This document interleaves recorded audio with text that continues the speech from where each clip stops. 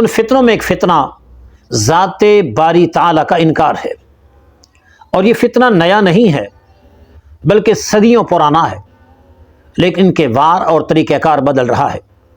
اعتراضات ان کے وہی بوسیدہ پرانے دقیانوسی ہیں، اور ان کے اعتراضات میں کوئی جان نہیں ہے۔ ذات باری تعالیٰ کے منکرین کو ایتھسٹ کہا جاتا ہے، دہریہ کہا جاتا ہے، ملحدین کہا جاتا ہے۔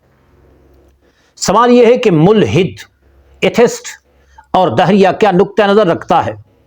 ان کا خیال یہ ہے کہ اللہ تعالیٰ کا وجود نہیں ہے اور کائنات کا نظام از خود چل رہا ہے، چلانے والا کوئی نہیں۔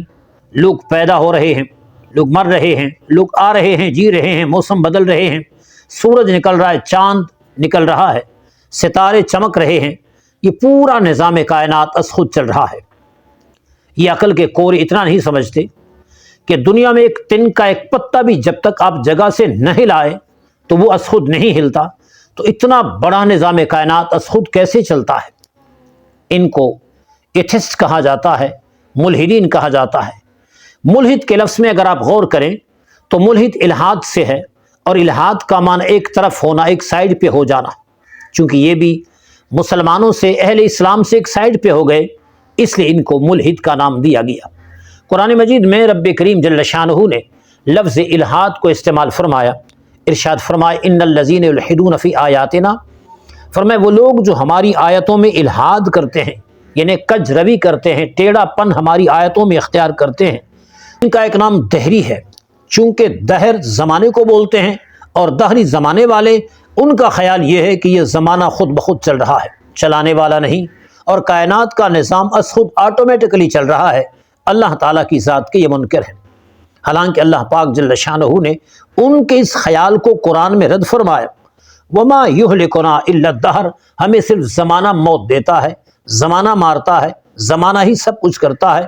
گویا ان کا خیال یہ ہے کہ زمانہ از خود سارا کام کر رہا ہے۔ قرآن مجید میں رب کریم جل شانہ نے اس چیز پہ رد کیا۔ خود بخود یہ جو تخلیق کی بات کرتے ہیں کہ کائنات کا نظام از خود وجود میں آیا، اللہ پاک نے قرآن مجید میں ایک بہترین طریقے سے ان کا رد فرمائے، ارشاد فرمائے ام خلقوا من غیر شیء، وہ کہتے ہیں کہ ہم بغیر کسی چیز کے پیدا کیے گئے، ام ہم الخالقون، یا پھر وہ خود خالق ہیں، یعنی وہ کہتے ہیں ہم خود پیدا کیے گئے، تو خود کیسے پیدا ہوئے؟ یا پھر وہ اپنے آپ کو خود پیدا کرنے والے ہیں؟ نہ تو خود پیدا ہوئے، نہ اپنے آپ کو پیدا کرنے والے ہیں، تو ماننا پڑے گا کہ پیدا کرنے والا، تخلیق سے نوازنے والا، دنیا میں بھیجنے والا اور تمام تر صلاحیتیں دینے والا ذات باری تعالیٰ ہے، اس میں کوئی شک نہیں۔ اسی طرح قرآن مجید میں ارشاد ربانی ہے لو کان فیہما آلہۃ الا اللہ لفسدتا، اگر زمین و آسمان میں اللہ کے سوا کوئی اور معبود ہوتا تو پھر یہ زمین و آسمان فساد کا شکار ہو جاتے، بگاڑ کا شکار ہو جاتے، تہس نہس تباہ و برباد ہو جاتے۔ اس کی وجہ یہ ہے کہ ایک خدا کہتا میں نے سورج کو طلوع کرنا ہے، اور دوسرا خدا کہتا میں نے سورج کو غروب کرنا ہے۔ ایک خدا کہتا میں زمین کو نیچے رکھتا ہوں، دوسرا کہتا میں آسمان کو نیچے رکھتا ہوں۔ تو اگر دو خدا ہوتے، ہر خدا کا فیصلہ الگ ہوتا، یوں نظام کائنات اتھل پتھل ہو جاتا۔ ایسا نہیں ہے، بلکہ اللہ پاک وحدہ لا شریک ہے، اس لیے نظام کائنات ٹھیک سے، بہترین طریقے سے کب سے چلا رہا ہے۔ حضرت سیدنا امام اعظم ابو حنیفہ رحمہ اللہ کی خدمت میں کچھ ایسے لوگ آئے اور انہوں نے ذات باری تعالیٰ کا انکار کیا۔ وہ دہریہ تھے، ملحد تھے، ایتھسٹ تھے۔ تو حضرت امام اعظم ابو حنیفہ رحمہ اللہ نے بڑے پیارے طریقے سے ان کو سمجھایا۔